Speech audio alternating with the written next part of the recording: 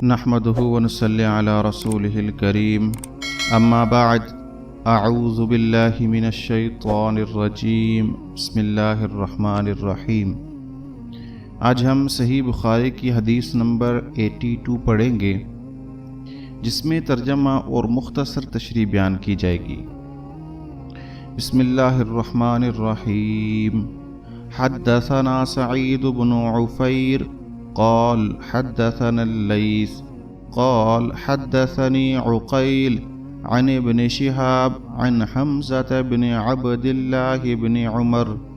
امام بخاری فرماتے ہیں کہ ہم سے سعید بن عفیر نے بیان کیا، انہوں نے کہا مجھ سے لیث سے، ان سے عقیل نے ابن شہاب کے واسطے سے نقل کیا، وہ حمزہ بن عبداللہ بن عمر سے نقل کرتے ہیں کہ ان ابن عمر قال سمعت رسول اللہ صلی اللہ علیہ وسلم قال بین انا نائم اوتیت بقدح لبن فشربت حتى انی لأرى الرئي يخرج في اظفاری ثم اعطیت فضلی عمر بن الخطاب۔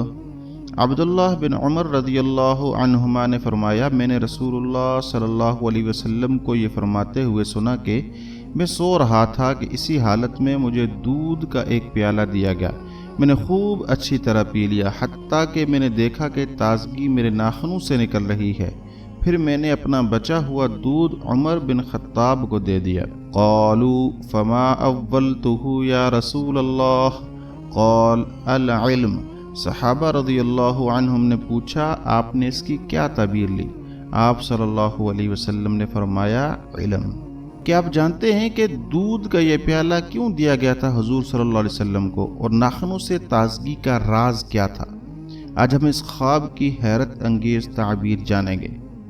عبداللہ بن عمر رضی اللہ عنہما فرماتے ہیں، میں نے رسول اللہ صلی اللہ علیہ وسلم کو یہ فرماتے ہوئے سنا کہ میں سو رہا تھا، مجھے دودھ کا پیالہ دیا گیا، میں نے اسے پیا یہاں تک کہ میں نے دیکھا کہ تازگی میرے ناخنوں سے نکل رہی ہے، پھر میں نے بچا ہوا دودھ عمر بن خطاب رضی اللہ تعالی عنہ کو دے دیا۔